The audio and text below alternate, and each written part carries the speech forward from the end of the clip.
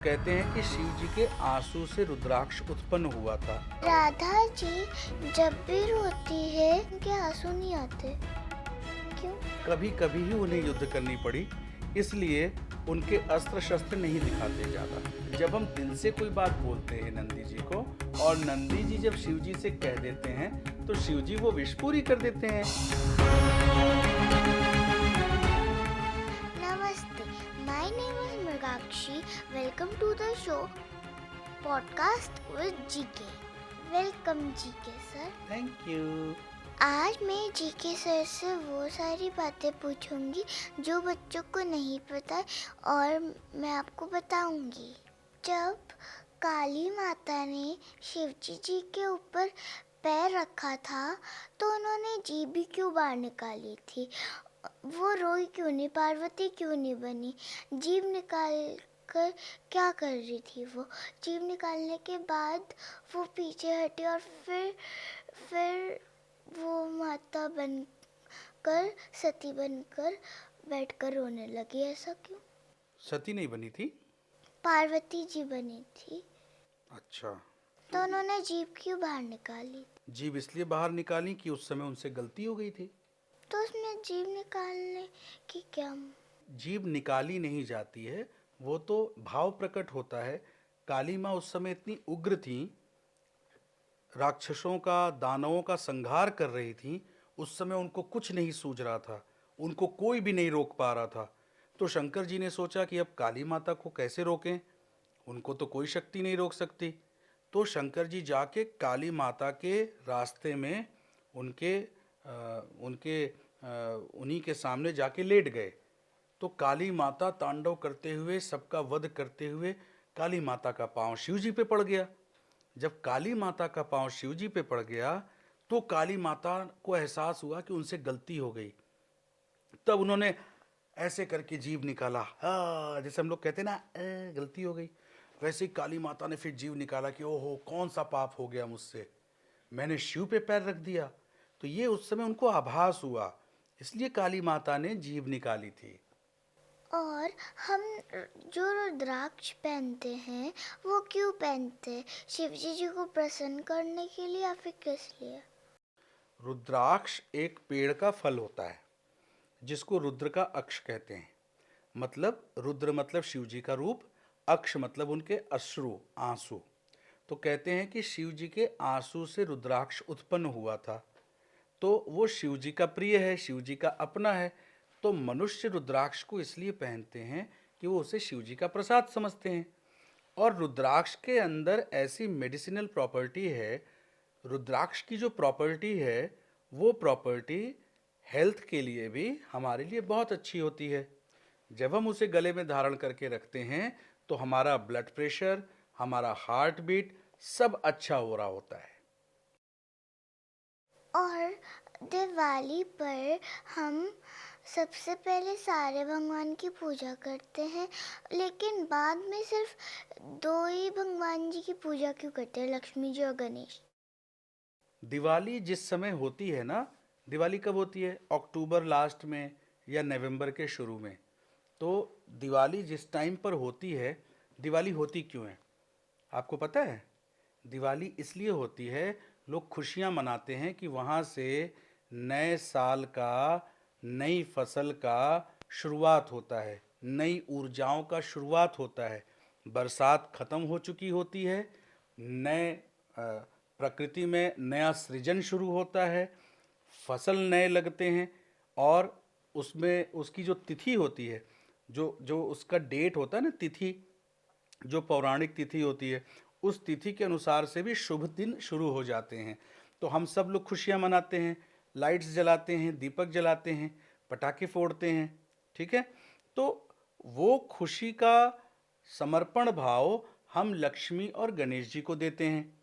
क्योंकि हमारी ज़िंदगी में हम लोग कुछ भी करते हैं तो सबसे पहले हर काम को सक्सेस होने की कामना करते हैं ना।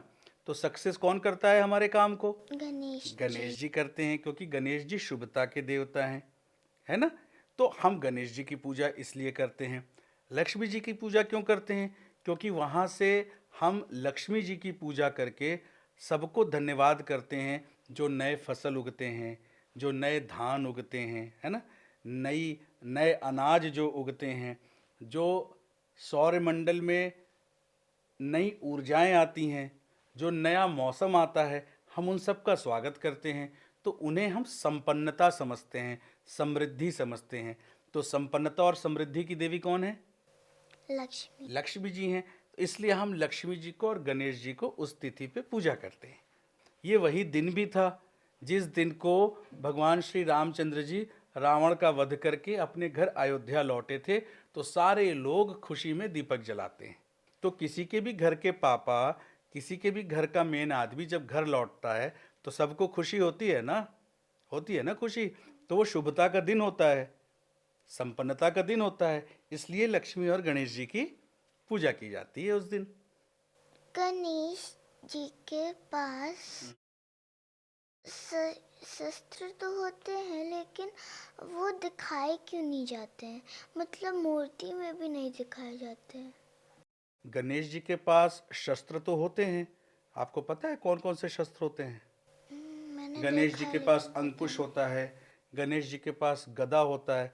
अंकुश आप समझती हैं? अंकुश वो होता है जिससे जैसे महावत हाथी पर बैठ के उसको अंकुश में रखता है ना, जो एक बड़ा सा नहीं होता है ऐसे, जो ऐसे उसको चुभो करके उसको अंकुश में रखते हैं, तो उसे अंकुश कहा जाता है। गणेश जी के पास अंकुश होता है, गदा होता है, तीर धनुष भी होता है। पर गणेश जी कभी कभी ही युद्ध पे जाते हैं, कभी कभी ही उन्हें युद्ध करनी पड़ी। इसलिए उनके अस्त्र शस्त्र नहीं दिखाते ज़्यादा, क्योंकि गणेश जी क्या है? शुभता के देवता हैं। किसी काम को शुरू करने के लिए, शुभ लगन के लिए गणेश जी की पूजा की जाती है, गणेश जी से आशीर्वाद लिया जाता है। इसलिए गणेश जी का जो रूप है उसको श्रद्धा भाव से पूजा जाता है। इसलिए उनके साथ ज़्यादा अस्त्र शस्त्र नहीं दिखाए जाते। हम सिर्फ लक्ष्मी माता को ही क्यों धन की देवी मानते हैं?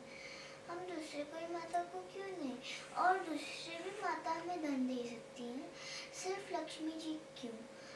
तो हम धन के लिए लक्ष्मी जी की पूजा क्यों करते हैं? धन की अधिष्ठात्री जो हैं वो लक्ष्मी देवी ही हैं।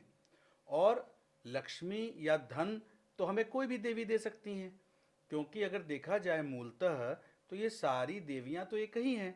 महालक्ष्मी, महासरस्वती, महाकाली, इन तीनों का स्वरूप है माता दुर्गा का स्वरूप। तो हम दुर्गा जी से धन मांगेंगे तो वो भी दे सकती हैं, काली माता से मांगेंगे तो वो भी दे सकती हैं। जैसे कि अगर आप पापा से कुछ भी मांगोगे, पापा आपको दे देंगे। मम्मी से कुछ भी मांगोगे, मम्मी भी आपको दे देंगी। चाचू से कुछ भी मांगोगे, चाचू भी दे देंगे। दादी से कुछ मांगोगे, दादी भी दे देंगे। तो घर में किसी से कुछ भी मांगो वो दे देंगे। पर आप क्या मांगते हो? मम्मी से खाना मांगते हो, पापा से गिफ्ट मांगते हो ना। तो इसी तरह लक्ष्मी माता से हम धन मांगते हैं, क्योंकि माता लक्ष्मी धन की अधिष्ठात्री देवी है। धन का कंट्रोल उनके पास है।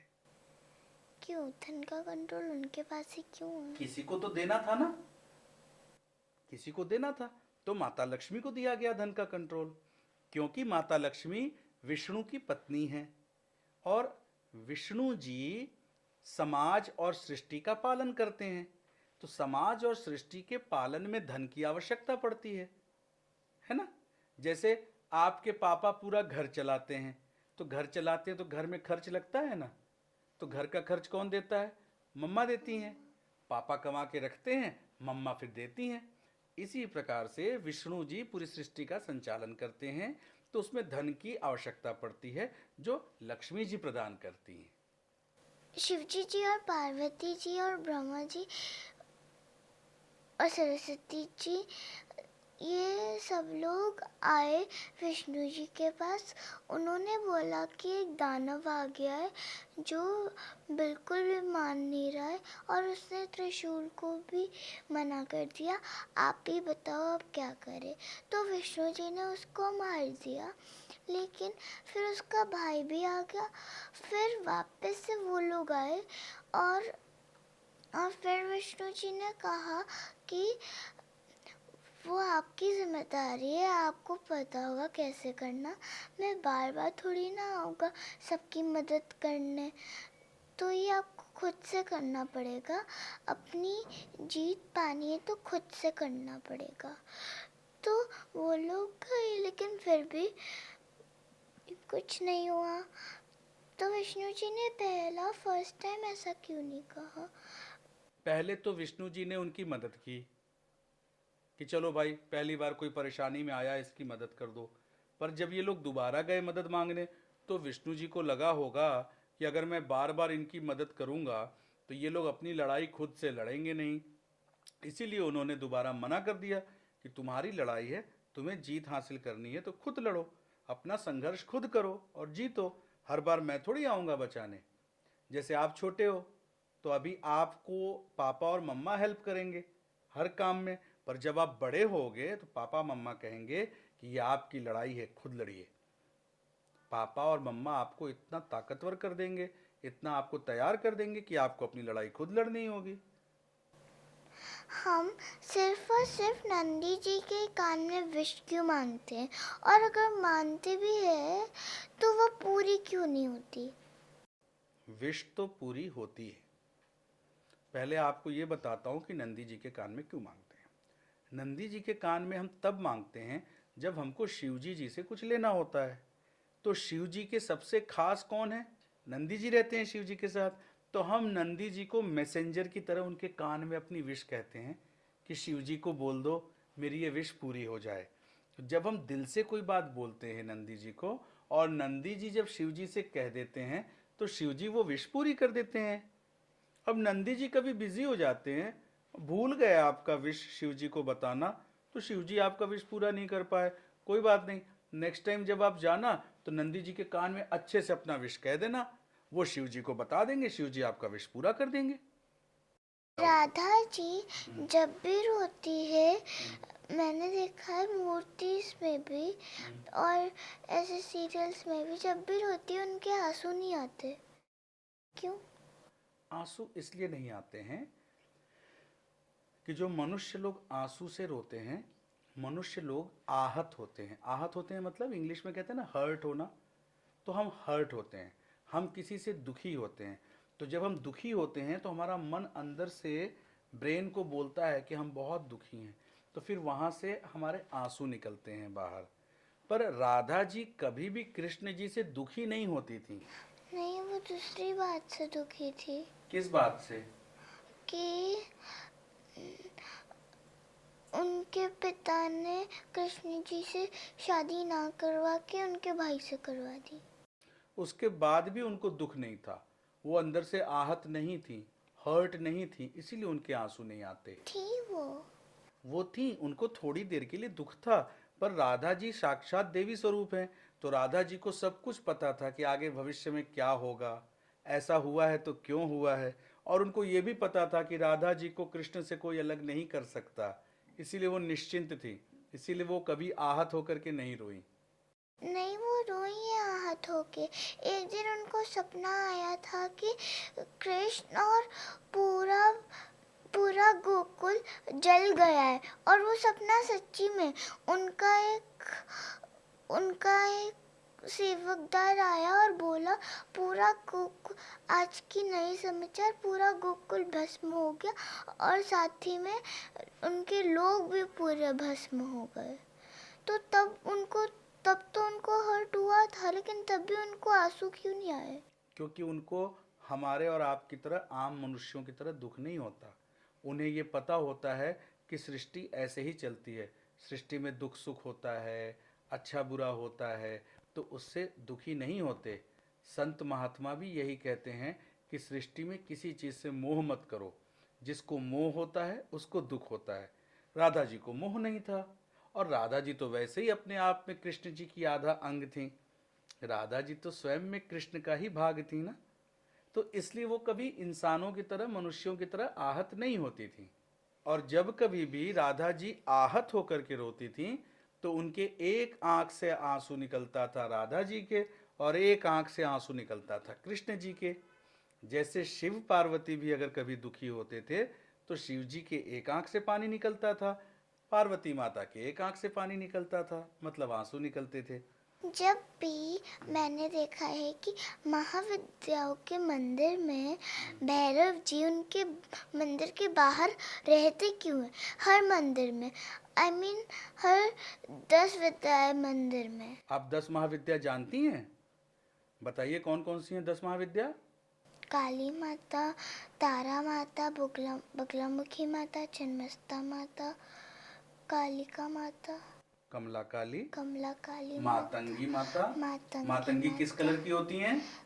ग्रीन, ग्रीन कलर की होती हैं। धूमावती माता, भुवनेश्वरी माता, त्रिपुर सुंदरी माता। तो महाविद्या क्या होती हैं? पार्वती जी का जो स्वरूप 10 महाविद्याओं का है, महाविद्याओं के पास सारी विद्या सारा ज्ञान होता है। तो कोई माता की पूजा करके, माता की साधना करके, माता को बहला फुसला करके वो विद्या ना ले ले, इसलिए भैरव जी हमेशा क्षेत्रपाल की तरह, रक्षक की तरह हर महाविद्या के बाहर हर शक्ति के साथ मौजूद रहते हैं।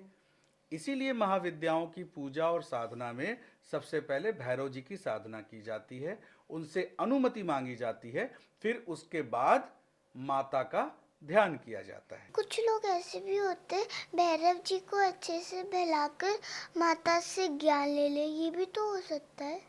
ऐसा जल्दी होता नहीं है, क्योंकि भैरव जी को अपनी रिस्पॉन्सिबिलिटी पता होती है। हाँ, लेकिन हो भी सकता है कि भैरव जी के बहुत बहुत बड़े भक्त हैं और भैरव जी उनसे खुश हो गए और उनको अनुमति दे दी और उन्होंने सारा ज्ञान चुरा लिया। नहीं चुरा सकता, इसलिए नहीं चुरा सकता कि अगर किसी ने भैरव जी की भक्ति करी और भैरव जी ने उसको अनुमति दे दी, तो वो इंसान, वो मनुष्य भक्ति करते करते इतना अच्छा हो जाता है, वो इतना धार्मिक हो जाता है कि वो अधर्म कर ही नहीं सकता। कुछ कुछ ऐसे भी भगवान जी के बहुत बड़े भक्त थे, लेकिन उन्होंने अनुचित कार्य तो किया था। हाँ, कैसे? किया तो था। जैसे जैसे भस्मासुर, वो ब्रह्मा जी के बहुत बड़े भक्त थे। और महिषासुर, वो भी शिव जी के बहुत बड़े भक्त थे। हाँ, तो ऐसा क्यों होता है? ये जितने भी दानव राक्षस थे ना, ये सभी शिव जी की भक्ति करके, ब्रह्मा जी की भक्ति करके उनसे वरदान ले लेते थे। फिर वरदान में जो उनको शक्ति मिलती थी, वो उसका दुरुपयोग करते थे, अनुचित कार्य करते थे। इसीलिए तो उनका वध फिर देवी करती थी, शक्ति करती थी। और ऐसा होने के बाद तभी तो शिव जी ने एक भैरव को स्थापित कर दिया कि अब भैरव जब सामने रहेंगे तो कोई भी देवी को बहला फुसला करके उनकी विद्या नहीं ले पाएगा। जो प्लांट्स होते हैं उनमें मैंने सुना है एक देवी का रूप होता है। कोई भी एक प्लांट की पत्ती में, छोटी हो या फिर बड़ी हो, तो वो कैसे होता है? देवी एक प्लांट के रूप में कैसे हो सकती है? वो ऐसे होती है कि जैसे देवी को कहते हैं प्रकृति। प्रकृति मतलब समझते हो आप, नेचर, है ना? तो देवी मतलब कौन हुआ? आप देवी हो। मम्मा आपकी देवी हैं, दादी नानी जितनी भी स्त्री हैं सब देवी हैं। तो देवी हमेशा उत्पत्ति करती हैं, पैदा करती हैं, है ना? तो जैसे मनुष्य हैं, तो मनुष्यों में पुरुष तो पैदा करते नहीं, औरतें करती हैं, मम्मी लोग ही तो पैदा करती हैं ना। उसी तरह वनस्पतियों में हर पौधे कोई न कोई फूल पैदा करते हैं, कोई न कोई फल पैदा करते हैं, कोई न कोई औषधि पैदा करते हैं, कोई न कोई अनाज पैदा करते हैं। इसलिए वनस्पतियों को देवी कहा जाता है। नहीं, देवी तो कहा जाता है, मुझे पता है, लेकिन एक बहुत छोटी देवी उसमें होती है, मैंने देखा एक भी पत्ते में। हाँ, तो देवी उसमें होती है ना, देवी की शक्ति उसमें होती है ना, तभी तो देवी कहा जाता है ना। कैसे? जब कैसे? देवी की सारी शक्तियाँ उसमें हो तो देवी देवी की शक्ति इतनी ज्यादा होती है। अपने में कैसे थी? जैसे सूरज की रोशनी होती है, सूरज निकलता है तो पूरे पृथ्वी पर रोशनी करता है ना, तो उसकी रोशनी कम होती है क्या डेली? नहीं। डेली निकलता है ना। ठीक उसी तरह देवी की शक्ति इतनी अपरंपार है कि देवी की शक्ति कहीं पर भी बांट दें कम नहीं होती। चाहे वो पौधों में डालें, चाहे पेड़ों में डालें, चाहे नदियों में डालें, चाहे पर्वत पे डालें, चाहे मनुष्यों को दें, चाहे जीवों को दें, देवी की शक्ति कभी कम नहीं होती। हमें देवी देवता मिले कैसे? वो कैसे बने? देवी देवता कैसे बने? उन्होंने पैदा किया, लेकिन जिन्होंने पैदा किया वो कैसे वो बने? कैसे पैदा हुए? उन सब को शिव जी ने पैदा किया। शिव जी कैसे पैदा हुआ? शिव जी स्वयं भू हैं, उनको पैदा करने की जरूरत नहीं, वो सब कुछ शिव जी है। एक शिव जी के अंदर सब कुछ समाया है, पूरा ब्रह्मांड, पूरी सृष्टि, सारे ग्रह, सारे नक्षत्र, सारी पृथ्वी, सारी नदियां, समंदर, सारे पर्वत, सारे मनुष्य, सारा जीव, सब शिव जी के अंदर है। तो शिव जी को कौन पैदा कर सकता है? कोई भी नहीं। शिव जी ने सृष्टि की रचना करवाई, शिव जी ने ब्रह्मा विष्णु महेश को पैदा किया, फिर अलग अलग देवी देवताओं को पैदा किया। आपने महेश क्यों बोला? महेश तो खुद शिव जी है। महेश मतलब महाईश, जो सबसे बड़े ईश हैं उनको महेश कहते हैं, महाईश। वो तो समझ आ गया, लेकिन जब शिव जी खुद को कैसे पैदा करेंगे? आपने बोला शिव जी ने खुद का एक रूप दिया।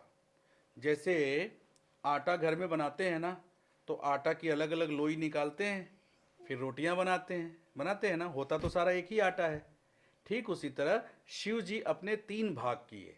शिव जी परब्रह्म हैं, शिव जी ने अपने 3 भाग किए, ब्रह्मा, विष्णु और एक रुद्र का रूप। फिर उनको चलाने के लिए शक्ति का 3 भाग किए, महालक्ष्मी, महाकाली, महासरस्वती। ठीक है, तो ये सारे शिव जी के ही अंश है। वो तो ठीक है, लेकिन जब शिव जी एक पुल्लिंग मेल है, तो फिर वो उन्होंने पार्वती जी को कैसे पैदा किया? शिव जी को पुल्लिंग हम आप कहते हैं। शिव जी कुछ भी हो सकते हैं। शिव जी पुल्लिंग भी हो सकते हैं, स्त्रीलिंग भी हो सकते हैं, शिव जी पर्वत भी हो सकते हैं, शिव जी जल भी हो सकते हैं, शिव जी हवा भी हो सकते हैं, शिव जी पानी भी हो सकते हैं, प्रकाश भी हो सकते हैं, सूर्य भी हो सकते हैं। जिसके अंदर से सब कुछ निकला है वो कुछ भी हो सकता है। तो फिर शिव जी ने एक मनुष्य से क्यों शादी की? कौन से मनुष्य से शादी करी? सती जी। सती मनुष्य थोड़ी थी, सती आदि शक्ति थी। आप जो सीरियल्स में देखते हो तो आपको समझाने के लिए वो स्त्री का स्वरूप दिखाते हैं। स्त्री का स्वरूप होता है शक्ति का, आधार का, और शिव का रूप होता है स्तंभ का। तो आधार पर स्तंभ होता है, तो शक्ति के साथ शिव होते हैं। तो आपको सीरियल्स में ऐसा दिखाते हैं कि सती जी लेडीज थी, औरत थी, पर सती जी भी कुछ हो सकती हैं, आदि शक्ति हैं, तो वो कुछ भी हो सकती हैं। जी के सर, मुझे आपसे मिलकर बहुत अच्छा लगा। मैं वापस आऊँगी, आपसे और ढेर सारे सवाल करूँगी, और उम्मीद करती हूँ कि आप हमें नई नई बातें बताएंगे। तो आप खुश हैं? तो अगली बार आपको जब भी कुछ पूछना होगा फिर हमसे पूछिएगा, हम आपको फिर बताएंगे। Okay, thank you so much. नमस्ते। नमस्ते।